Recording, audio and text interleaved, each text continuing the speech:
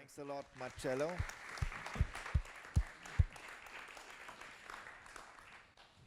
It's a great pleasure now, before we come to the evening presentation of Confucius Rights, to introduce Amador Vega, our wonderful colleague from Barcelona, professor for aesthetics and theory of arts in Barcelona. We tried something out which also is part of a potential space, perhaps. We invited Amador Vega for the last 5 months to be here in Karlsruhe, and he took that really seriously. Since October, since the 1st of October, he is practically permanently here to prepare with us a wonderful project, an exhibition on Ramon Lull. You will talk about him, so I will not really comment on the project itself, but the experiment is wonderful to have somebody here researching with us, discussing with us, and at the same time preparing an exhibition. This is great.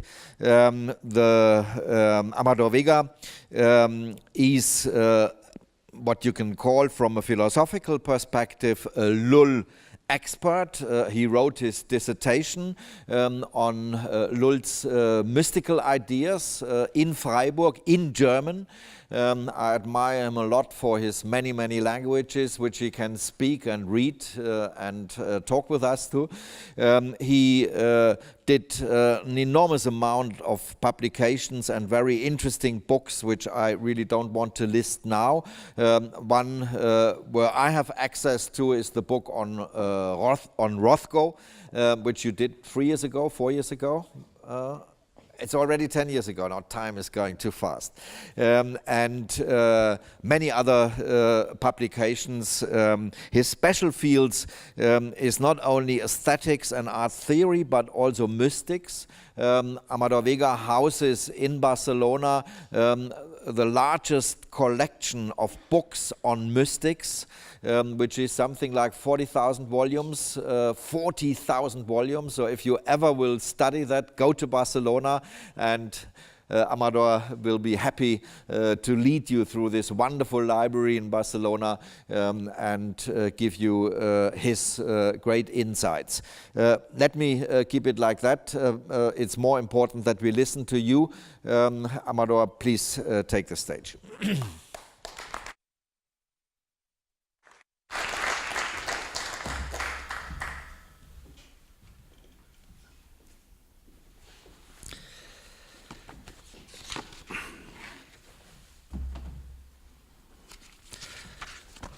Thank you very much, Siegfried, for your introduction, and thank you to invite me to be here for these 5 months. It was a really beautiful experience, not only with colleagues, but with students as well. And well, now I want to just to show you some pictures, some images of the exhibition of Ramon Llull and the Arts Combinatoria. The title was in Barcelona, the last year, was The Thinking Machine, Llull and the Arts Combinatoria. And we are now working here with Zielinski and Beta Bible, but with Daniel Irrgang, Bettina Korintenberg, about the new version and extended version of the exhibition in Barcelona. When I was thinking about the idea to create or to think an exhibition about one philosopher of the 13th, 14th century, so a medieval philosopher like Llull, co-eternal of Dante and of Meister Eckhart, for instance, I had 2 main ideas that for me were clear. I wanted to express with documents, with old documents, with manuscripts, and with works of art, I wanted to express 2 ideas. The idea of motion the idea of dynamics, and the idea of interrelation, the idea of interconnectivity. Just these two ideas. Why? Because as you see in the first image, the first picture, this is figura qua est imperatrix. There's the queen of the other figures of the system you developed at the end of the 13th century, called Ars Magna. Ars Generalis is like universal science, universal wisdom. And when I was thinking about these two ideas, I remember one text of, a short text of my former professor in Freiburg, who was Charles Lohr. Charles Lohr was the director of the Raimundus Lullus Institute in Freiburg, at the University of Freiburg. They have a Raimundus Lullus Institute where the Latin works of the critical edition of the Latin works of Lull were worked every day. We have till now 35 volumes of just of the Latin works, because Lull wrote almost 300 works in Latin, the most of them in Latin, in Arabic, and in Catalan, in Old Catalan. And in Freiburg, they worked. We were working about the Latin works. No?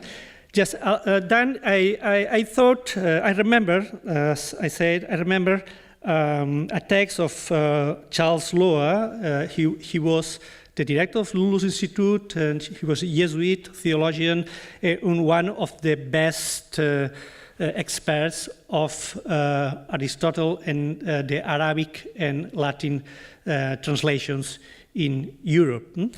And allow me to read a short text of Charles Lohr, of my professor.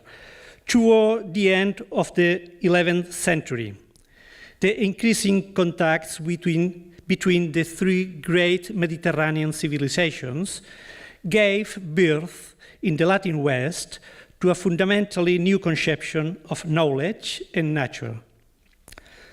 This new conception took different forms in different places and in different thinkers. But it was characterized above all by its dynamic understanding of reality. Impressed by the superiority of Islamic science, Western thinkers made an enormous effort not only to appropriate the results of Greek and Arabic learning, but also to develop a standing point which would enable the Latins to appear as an equal partner in philosophical and theological discussion. This standpoint they found in the view that all reality tended actively toward the infinite.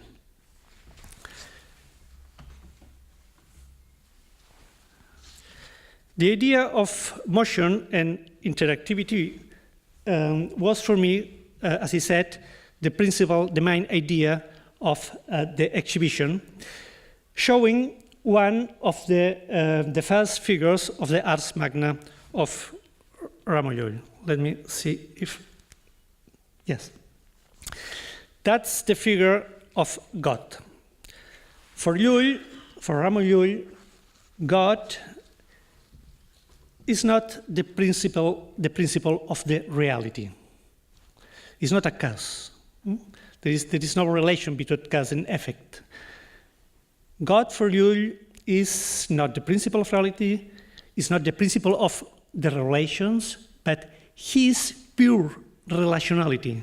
He is the relation itself. He made able the relations between the other items of, or the other elements of nature.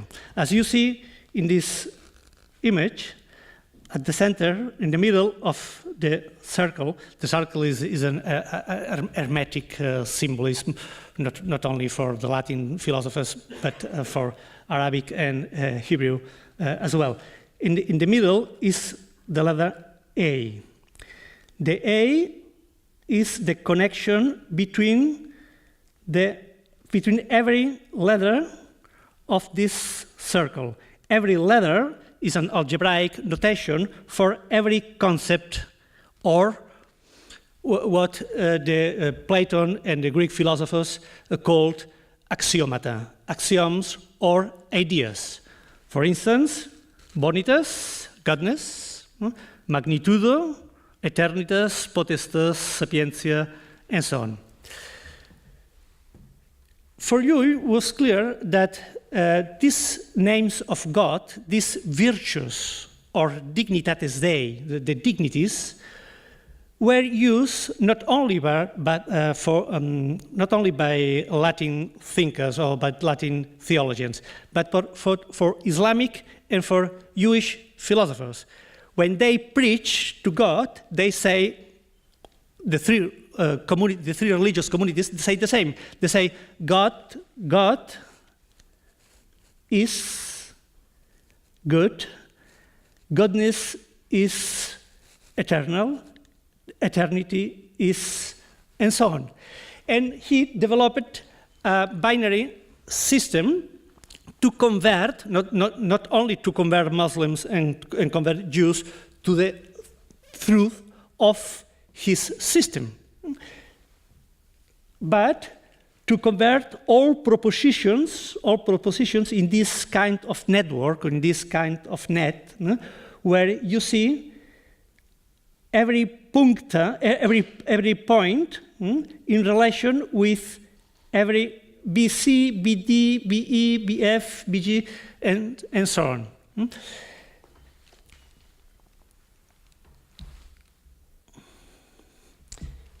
Now, I want just to show some pictures of our former exhibition in Barcelona, and maybe I will give a short comment. But the central idea is this interrelationality and motion of God. But I insist in this idea. We are not speaking on a kind of ontology of substances. God is not just something static. God is the motion self. God is the motion self, and God is the pure relation. This is the first page of the first edition of the Latin work of Ramon Llull in Germany in 1721.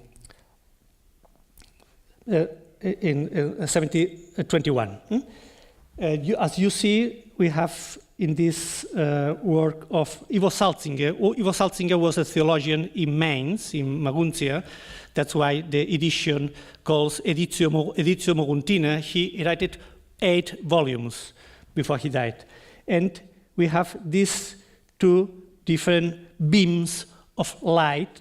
That is the beam of reason, and that is the beam of grace. Because Llull was convinced that in order to convert Muslims and Jews to the Christianity, to the truth, he needed a rational system of demonstrations. For instance, he was convinced that not only the existence of God is able to be demonstrated rationally, but the incarnation and the Trinity. And as you maybe say, for Thomas of Aquinas, for instance, that's impossible. That we have the preambula fidei, and then we have the dogmas of the church. And for the church, it was impossible to demonstrate per necessarias rationes, per reasons, the incarnation and the Trinity. But the incarnation and the Trinity, that is maybe an excess of hermeneutics or an excess of interpretation for me. Incarnation and Trinity, for me, is the way to live the monotheism. It's the way to begin the connections between the three main items of the reality: the world, the man, and God. This is a kind of cosmo-theandric intuition, where cosmo is the world, not only the world, is a beautiful world, because cosmos had something with cosmetic. It's a beautiful order, it's a beautiful creation. And then we have andros, man, and then we have God. God is not the principal part of this interrelation. It's just one of the three. And that is one of the main ideas of the reality created by God in the works of Ramon Llull. As Siegfried knows, that's one of the works of Athanasius Kircher. He was a German Jesuit who commented the Ars Magna of Llull. I think that's the Ars Magna Sciendi, no, Ars Magna Lucis et Umbre. That's the Ars Magna Lucis et Umbre. You see some relations of the work with Salzinger, with here Platonic allegory of these connections. That's the other work of Kircher. Kircher was a Lullist, was a follower of the ideas of Ramon Llull. He was a universal scientist, no? But he wrote long just about the commentaries and works of Ramon Llull, as you see here, the Enneadam Quaternario. This schema is the table of the Aristotelian categories, following the method, the universal method of Ramon Llull. You have the 9 categories, an or utrum, no? If God, what's God, when is God, time, locus, and so on. No? And in these relations between the categories and the 9 subjects of the existence, you have the instrumentalia naturalia, the instruments of the artificial instruments, what we need to work, what we need to make things material. And then we have the mineralia, the stones, no? The plants, the animals, the human being, the elements, the 4 elements, because you receive the conception of the Greek cosmology. For him, his system was based in 2 main ideas: the quaternitas and trinitas, the 4 elements, fire, water, earth, and air, and the 3 elements of or persons or hypostases of the Trinity. That's one of the works in the exhibition of Barcelona. That is Jomon Choi, is a Korean artist working and living in Berlin. That's not an explicit lecture of Ramon Llull's system, but it was the introduction to the exhibition, with other contemporary works of art, like that's Ralph Becker's Rechnender Raum, that's in connection with ideas of Leibniz. Leibniz, the mathematician and philosopher, German philosopher Leibniz, who wrote his Dissertatio de Arte Combinatoria, 1666. In this little work, he did a lot of comments and critics as well of the work of Ramon Llull, the Ars Combinatoria, this art of to convert propositions and to convert people. That's a fantastic work. This is a German artist, no? Ralph Becker. We had some materials. That's the circles of Abraham Abulafia. Abraham Abulafia was a Spanish Kabbalist who went to Barcelona in the time of Ramon Llull, and he had after the studies of Moshe Idel, Moshe Idel is one of the most important scholars on Kabbalah. In his work, Kabbalah, New Perspectives, he said that probably Llull knew some ideas of Abraham Abulafia, some ideas of the techniques to pronounce the names of God in an ecstatic way, to have at the end of this way to have an ecstatic and mystical experience of contemplation.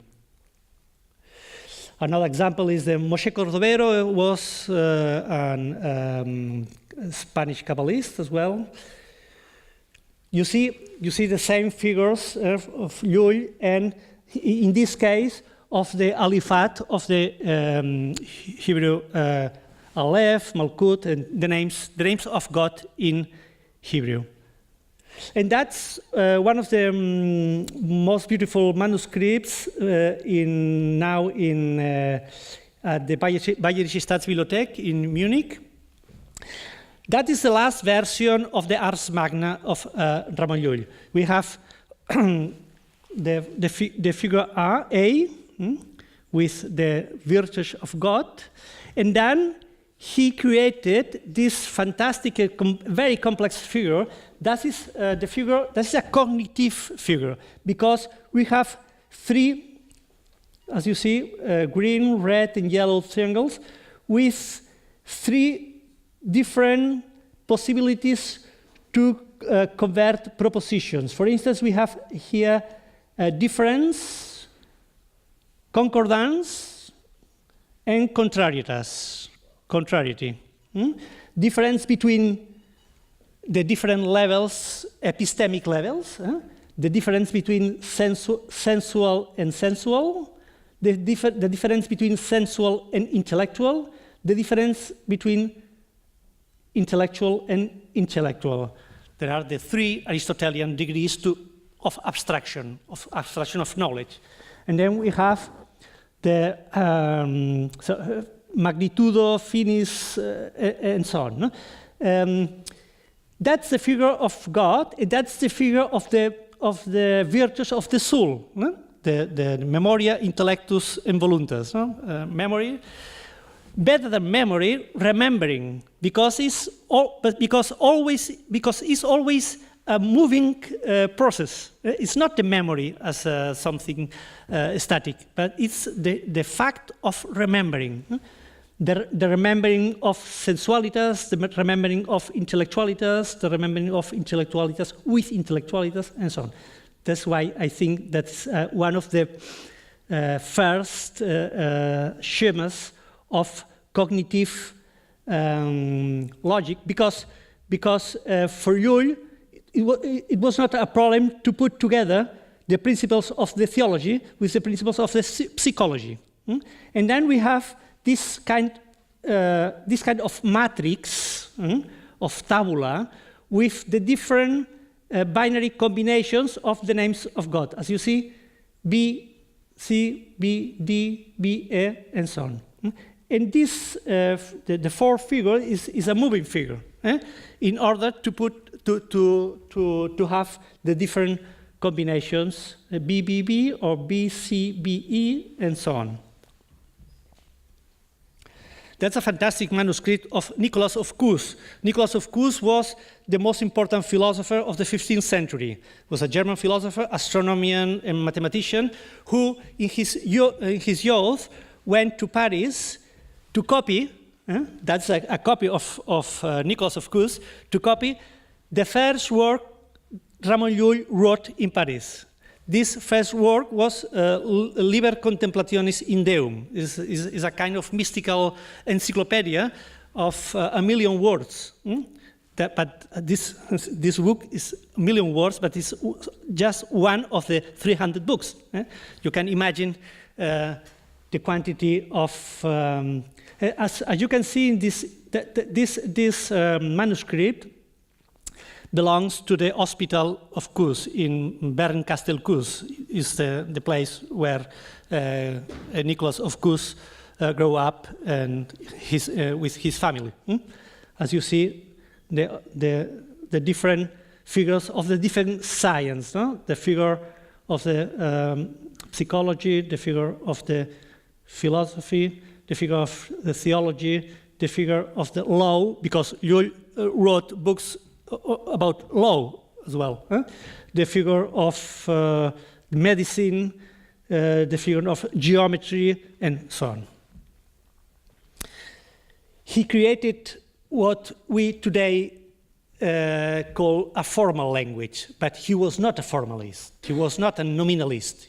He was a realist. A realist in the sense that every letter, every name of God was real. Just this reality, or just this kind of reality, created the other reality. That's a manuscript of, from Salzburg. And that's one of the most important manuscripts. That's just one of the 12 folia, the 12 pages of the manuscript of Karlsruhe. This manuscript is in the Badische Landesbibliothek in Karlsruhe. Explains the most important travels of Lull and the most important things he did in his philosophy. As you can see here the ladder of the different names of God with these philosophers. Every philosopher is a question. And that's the figure of A, that's the figure of the general principles, that's the figure T of the relative principles. And we see here Ramon Llull as a master, in his ascetical aspect or character. There's another manuscript of Mallorca with of the Liber Ascensu et Descensu Intellectus. And then we had in the exhibition of Barcelona some works of art of Catalan and Spanish artists who were working about the ideas explicitly or implicitly, the ideas of Ramon Llull, like that's from Subirats, with the different steps of or levels of the existence. No? God is always at the top as a cubical figure. We will see now that's Tapias. That's a manuscript I appreciate especially. That's a manuscript of the Principles of Medicine. The first sentence of this manuscript is that was written in Old Catalan. The first sentence says in Catalan, la raïl de l'arbre és una roda. The root of the tree is a wheel. The wheel with the general principles, and then the mixture, the combinations of the humus of man, melancholia, and so on.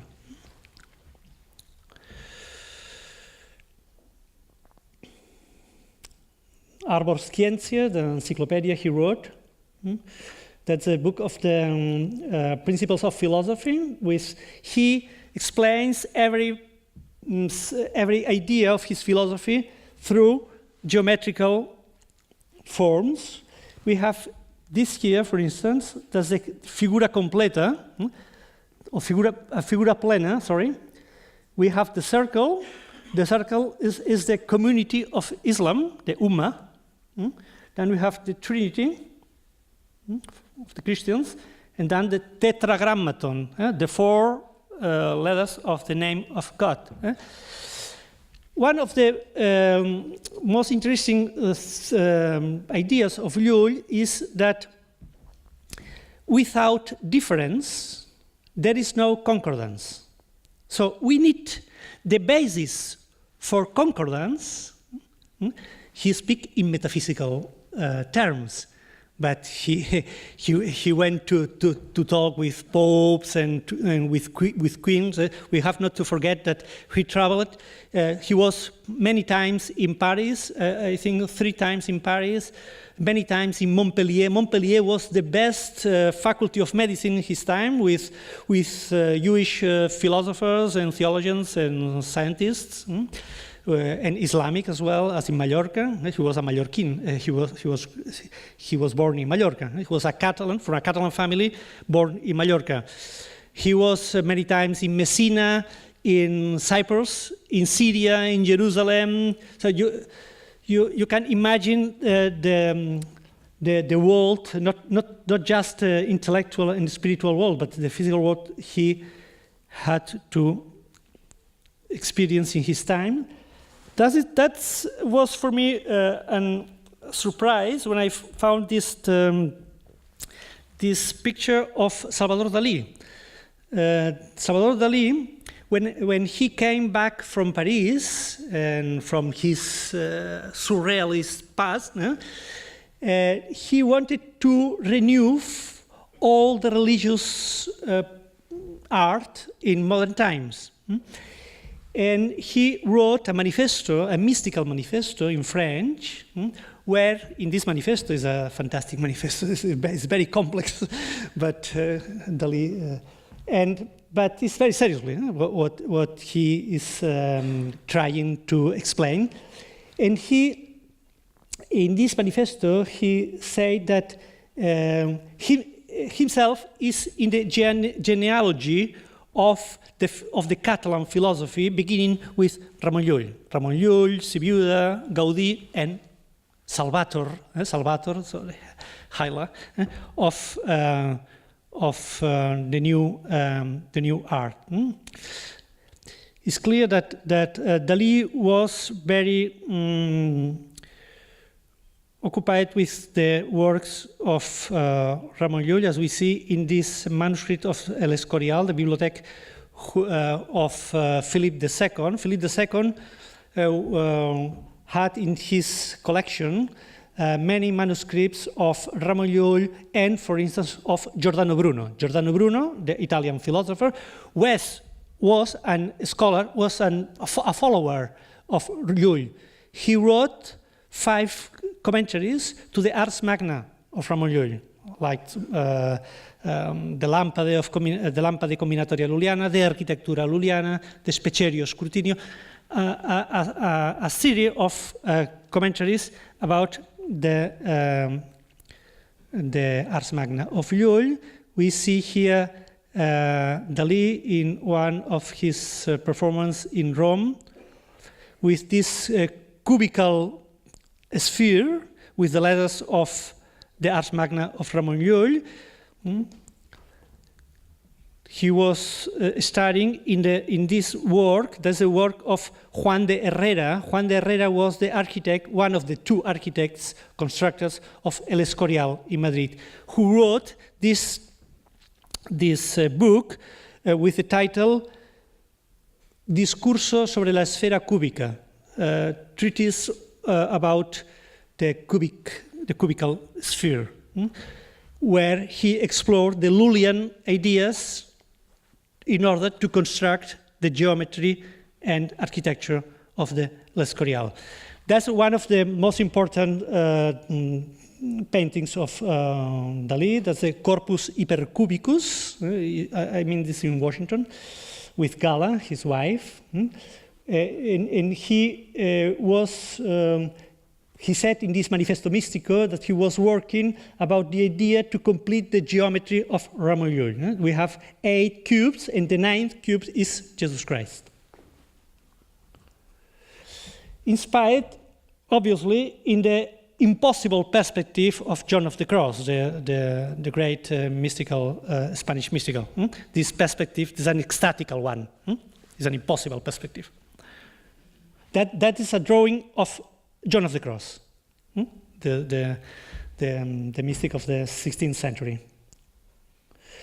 And then Dali was always depicting these different versions. That's one of the books of Ramon Llull in the library of Dali, the Figura Elementalis with the 4 elements. It was an obsession for Dali, the work of Ramon Llull, not only for Dali, not only obsession of Dali. That is Corpus Hypercubicus is another version, but not from Dali, so from Iturralde. There's a photography. And just now, as at the end of this presentation, I want to, I don't know if I can see this short video, 5 minutes video of the exhibition of Barcelona. And then you will see these images in moving. Just as a kind of propedeutics for our next exhibition in ZKM the next year.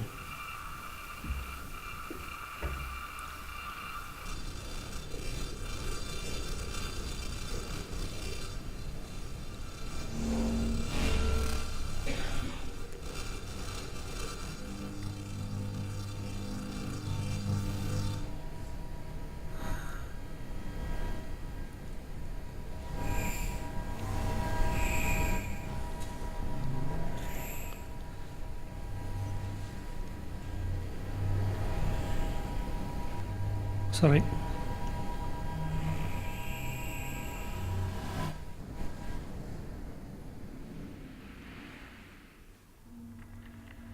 With our students in Barcelona, we created this program of animation of the manuscript of Karlsruhe.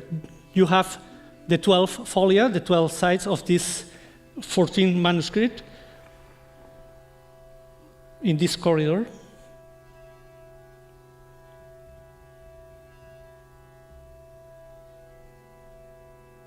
That's the original form in the manuscript, and just now begins the animation.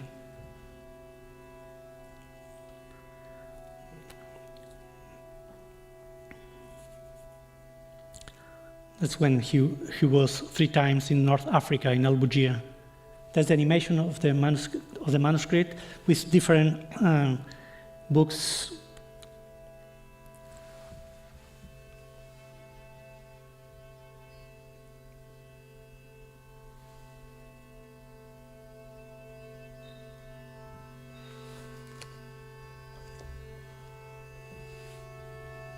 That's the Ars Brevis from L'Escorial, 13th century. That's the Cusanus manuscript.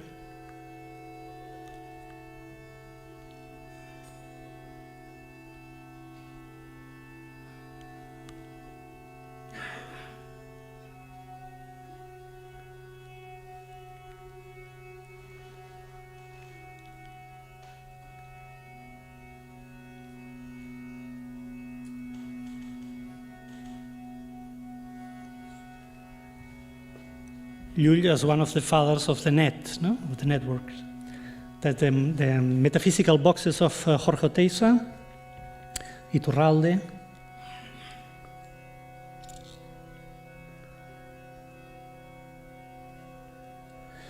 the machine of Leibniz,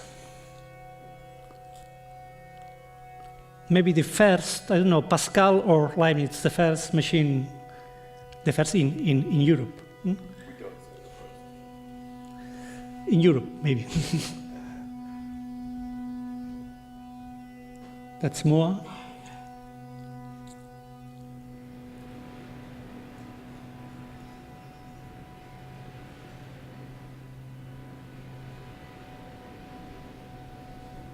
The School of Madrid developed these geometries of the Ars Magna of Ramon Llull.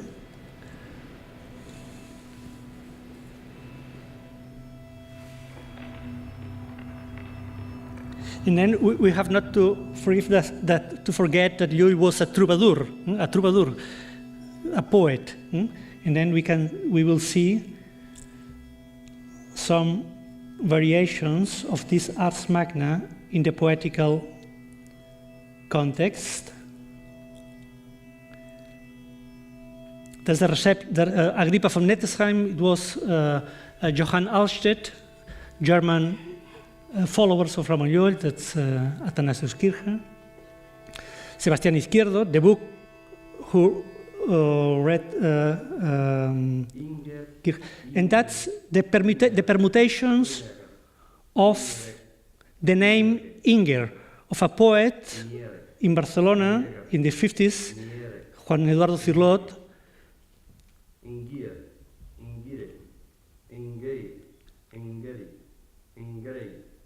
That's Tapias. That was the first translation in French of one of the books of Ramon Llull. This work was very important for the French surrealists, for André Breton and Louis Aragon, and so on. That's always Cirlot.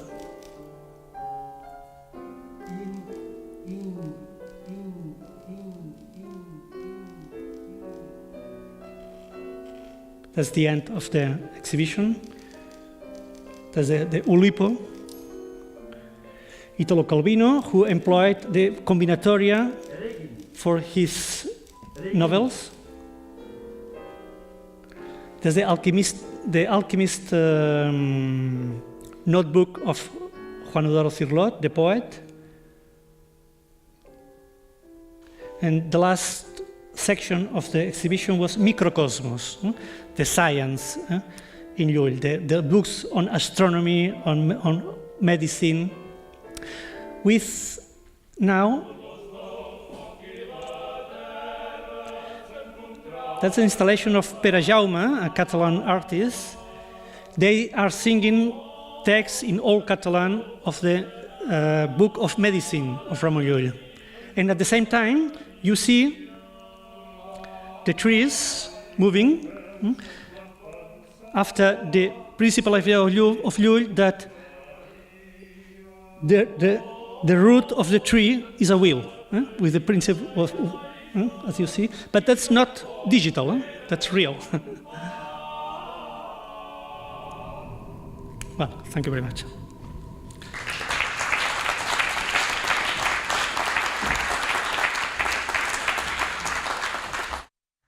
Thanks a lot, Amador. We have a few minutes left for perhaps some questions you have seen already. I mean, this is really a torture to interrupt him because he could speak for hours and hours about this project, a little bit like Marcello and his Capital.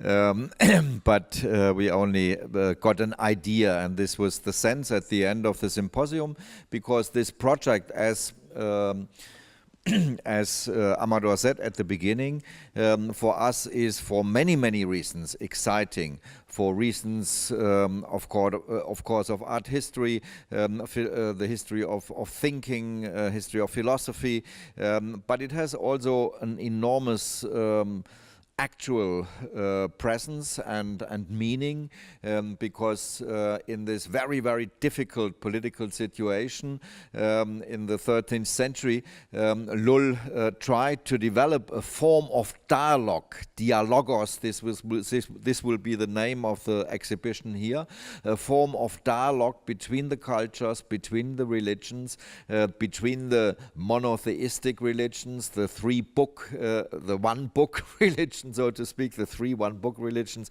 and this has an enormous actual impetus, and one can, when you see all this material, you can ask yourself where we are now at the beginning of the 21st century, if this is really a point which is much more forward than the point where Llull was, with his kind of thinking and also with his wonderful ideas about communication, about reducing complexity down to a formal language which then can be used again to build up complexity. Since he did this work, the other philosophers, the artists, were rebuilding the complexity which he perhaps deconstructed in a specific sense. So, please, please, Andres? Thank you very much for this enlightening presentation. This is a comment and a question. The comment is like, I think it's very important that you included the work by Iturralde, that it was one of the pioneers of the use of computers in Spain. I've been following his work for a while, and I think it's a brilliant decision to include him in the exhibition. And the question is, I recently got a book by Lull on friendship and love, Amor y Amistad. And I would like to know if your opinion is that those concepts are well translated to, let's say, Spanish these days, love, amor y amistad, love and friendship, and if those concepts play any role in the exhibition. Yes, I mean, you are thinking on the book of, in the original title is Libro de Amic y Amat, Libro del Amigo y del Amado, no? Book of the Loved and the Beloved. No? That's maybe is the book most new of Lull around the world. It's translated in, I don't know. I was trying to translate not me, the book in Lebanon in Arabic, because it would be interesting for countries with different religions, no? Like, for instance, Lebanon. No? And that book is the result of his mystical experience. This is a kind of dialogues between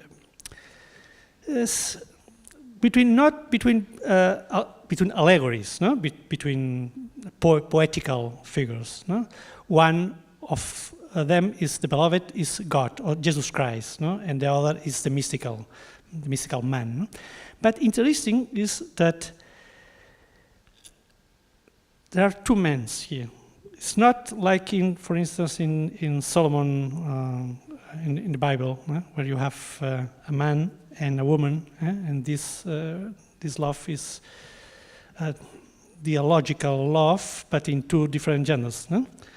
And we have here a kind of, that was the idea of one of experts of mysticism in Munich. That's not my idea. I was talking with him 10 years ago, and he told me, but there's a kind of homosexual love. Huh? Well, I don't know. It's one of the best books of Lull in his poetical form and in his poetical structure, but is a result of the geometry of the Ars Magna. The book belongs of 360 sentences for every day of the year, as a kind of meditation, of repetition. But it was thought so that every of these combinations between the two figures, the two allegorical figures, are the result of a geometrical. So you can read the book without this history, this knowledge, but for him, poetry, geometry, and logic are not different. And we have not to forget that Lull was a troubadour, and troubadour means finding truth. Art de trouver. Ars. The first title of the first book of Lull in Latin was Ars Compendiosa Inveniendi Veritatem. Short art to finding truth. To finding is a kind of ars venatoria. To finding truth. Trouver in Occitan or in French is not only to search, but to find. both at the same time. And the poet is finding words and combining these words. So, I mean, he developed this complex and difficult ars combinatoria. We are all 30 years working and studying this difficult work. But finally, poetry is a kind of logic. Maybe like for Plato in the academia, the geometry was the ground to study philosophy. And you said every philosopher could be a good mechanician. Say it in Latin, it sounds so wonderful. Now, this is a very important point. We hope that we can make that perhaps a little bit clearer, because in a special sense, this is also not the beginning, but a very early stage of what we nowadays call time-based media, because Amador mentioned at the beginning, motion is an extremely important category for him, and the world of Lull is only understandable through the idea of lyrics, of rhythm, of motion, of movement. Otherwise, we are completely lost. The knowledge he is trying to offer is knowledge which has to be processed in the truest sense of the term, which is not static, which has to be processed and permanently differently processed. And this is, of course, extremely exciting. And again, we can ask, where are we now in the 21st century when we are discussing this kind of paradigms? Yes, mystics are people who are trying to create new words, because the experience they have is so different as his normal language that he needs new words. As for instance, Teresa of Avila, she said, "Necesito nuevas palabras." I need new words because my reality, the reality I have just experienced, is too much, and my language is minimal.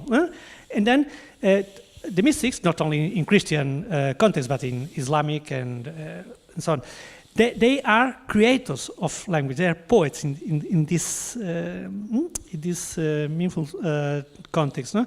And Lull, for instance, he always said, we have Scientia. Scientia is Wissenschaft. No, it's not Wissenschaft. It's knowledge. In this case, it's knowledge. It's not art. Knowledge. And then we need Amantia. Amantia is a neologism. Amantia is the science of love. And he always said, the philosophers in Paris, he went 3 times to La Sorbonne in order to convince the theologians, because he was not a monk. He was married with two kids. And his idea was to make able the theology not only for religious people and ecclesiastics, but the theology is important for normal, for laics, and for clerics. That's the difference between clerics and laics. And he said the philosophers in Paris, at La Sorbonne, they are working always about scientia, the tree of science, but they have forgot the tree of love. And without love, there is not scientia. Without amantia, there is not scientia. When scientia and amantia are converted and converge as a just subject and object, when scientia will be the object of amantia, and amantia will be the object of science, of knowledge, then we will have the universal science of ars. Ars means, in German, Wissenschaft. Scientia, universal knowledge. But universal, that's the reason why he wrote books on theology, philosophy, geometry. He was great. And he said in his autobiography, when he was 84, because his life was a long life, 84, he wrote a kind of autobiography. Vita Coetanea is the name of this autobiography. In this autobiography, he said that